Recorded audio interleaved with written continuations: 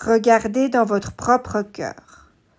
Comme l'a affirmé Carl Jung, le célèbre psychiatre suisse qui a été le fondateur de la psychologie analytique, notre vision ne devient claire que lorsque nous commençons à regarder dans notre propre cœur.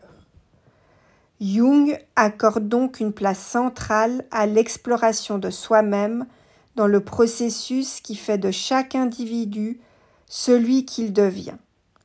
En d'autres mots, le chemin que chacun emprunte pour devenir pleinement lui-même.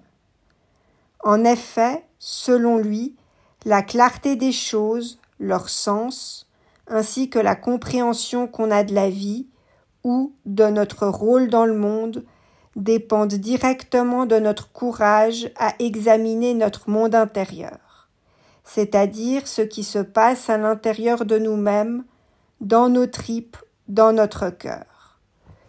Jung fait référence à une perception profonde et authentique de la réalité, de nous-mêmes et de notre place dans l'existence. Pour lui, tant qu'on projette nos attentes, nos conflits et nos peurs sur l'extérieur, on reste prisonnier d'une illusion.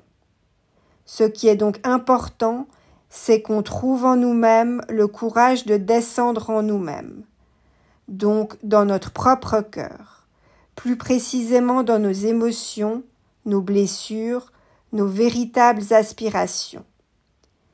Pourquoi je parle de courage ? Eh bien, parce que Jung ne fait pas simplement référence à un regard superficiel sur soi. Il parle d'un véritable face-à-face avec nos zones d'ombre, nos contradictions, nos parties en nous qu'on préfère en général ignorer ou renier, nos refoulements, et ce face-à-face peut s'avérer particulièrement difficile. Parce que pour atteindre la clarté, il faut accepter de faire face à cette ombre en nous. Il faut reconnaître et accepter qu'on n'est pas fait que de lumière. C'est ce qui permet ensuite le processus de transformation intérieure, qui bien sûr est souvent douloureux, mais il est aussi profondément libérateur.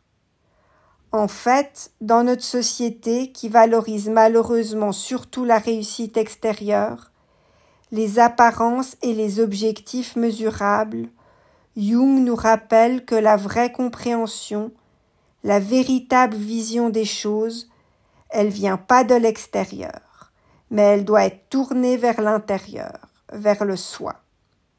Cette approche, elle va à l'encontre, donc elle va à contre-courant des injonctions modernes qui invitent l'individu à chercher hors de lui-même les modèles, les repères et les vérités.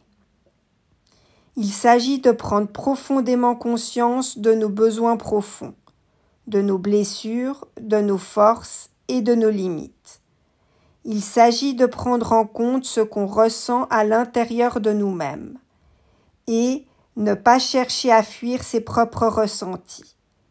Il s'agit de ne pas se mentir à soi-même et de ne pas se détourner des questions qui dérangent. Il s'agit également d'authenticité. C'est seulement en regardant véritablement dans notre propre cœur et en assumant pleinement ce qu'on est vraiment qu'on peut poser un regard clair sur le monde, sur les autres et sur notre destinée. Si on ne se confronte pas à soi-même, nos jugements seront brouillés par nos projections, par nos peurs ou par nos désirs inconscients.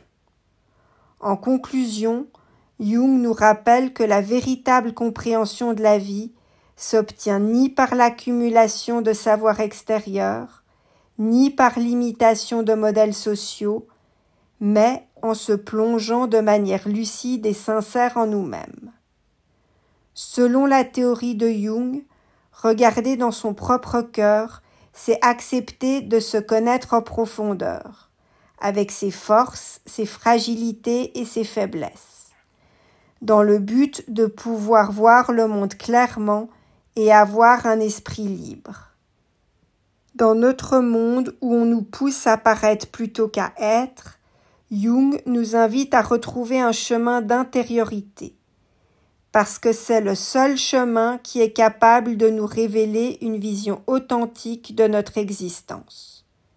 Alors je vous l'accorde, cette démarche est loin d'être évidente.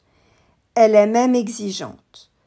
Mais c'est la seule véritable façon de parvenir à la paix intérieure, à une véritable cohérence, à une liberté véritable.